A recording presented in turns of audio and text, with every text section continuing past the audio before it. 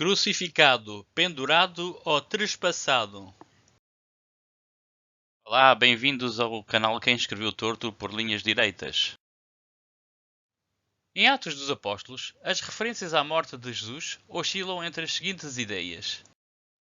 Numa cruz, grego stauros, significa um artefato vertical de madeira, como um simples poste ou então uma cruz. Pregado, afixado a algo, grego prospexantes. Pendurado num madeiro, grego xylon, uma árvore, um tronco ou um pedaço de madeira não trabalhada. Nos primeiros capítulos de Atos, Jesus é descrito como tendo sido pregado ou crucificado. É este que foi entregue pelo determinado plano e conhecimento de Deus, vós matastes, pregando pelas mãos de iníquos.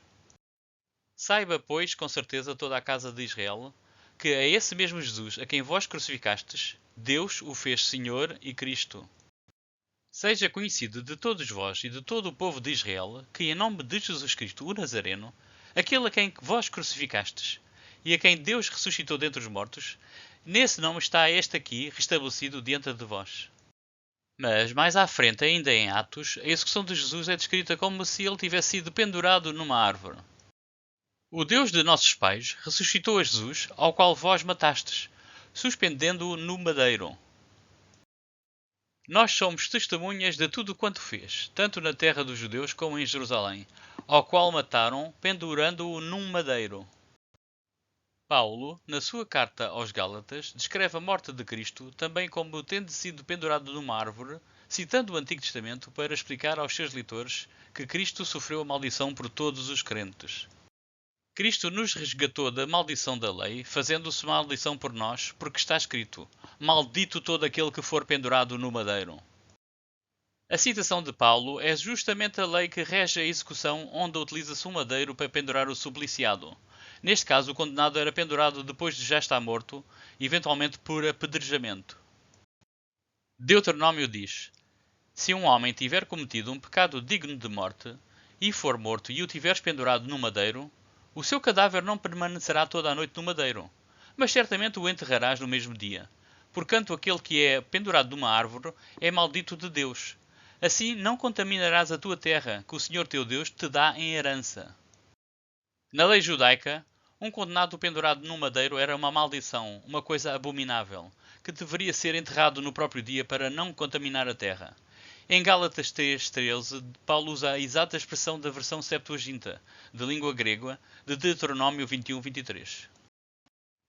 Também no Antigo Testamento, no livro de Zacarias, vemos uma passagem em que Yahvé fala na primeira pessoa e diz que foi trespassado. Vejamos o que está escrito em Zacarias 12:10. Mas derramarei na casa de Davi e nos habitantes de Jerusalém o espírito de graça e de súplicas. E olharão para mim, a quem trespassaram, e prantearão sobre ele, como quem pranteia pelo filho unigênito, e amargamente por ele, como se chora pelo primogênito. Inspirado por este texto de Zacarias, o autor do Evangelho de João diz que Jesus foi também trespassado. Contudo, um dos soldados lhe furou o lado com uma lança, e logo saiu sangue e água. E aquele que o viu testificou, e o seu testemunho é verdadeiro, e sabe que é verdade o que diz, para que também vós credes. Porque isto aconteceu para que se cumprisse a Escritura que diz: Nenhum dos seus ossos será quebrado. E outra vez diz a Escritura: Verão aquele que trespassaram.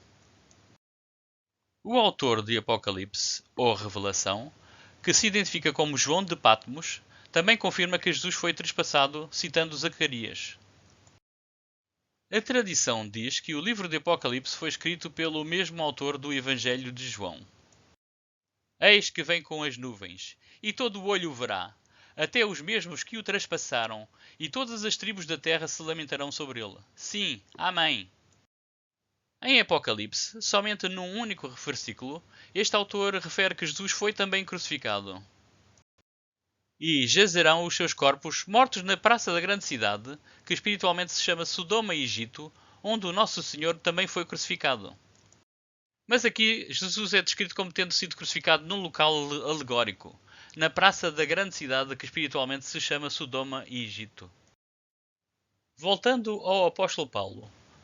Paulo nunca mostra saber da existência de um homem chamado Jesus Nazareno, da Galileia, carpinteiro, que foi crucificado em Jerusalém às ordens de Pôncio Pilatos. Paulo fala de um ser cósmico designado por Cristo, cuja crucificação é um fenómeno intemporal e que não pertence ao mundo físico. Paulo diz que Cristo é primogênito de Deus, Criador do mundo e Senhor do universo. No que toca à divulgação da sua mensagem, Paulo fala da crucificação apenas em sentido figurativo. Paulo diz que Cristo foi crucificado pelos arcontes deste éon, ou poderes deste mundo. A crucificação de Cristo foi vista até na Galácia. Quando fala dos arcontes deste éon, Paulo está a usar uma linguagem do gnosticismo e não uma linguagem para descrever pessoas poderosas. E quando diz que os Gálatas puderam assistir à crucificação de Jesus, como terá sido? Em direto pela TV?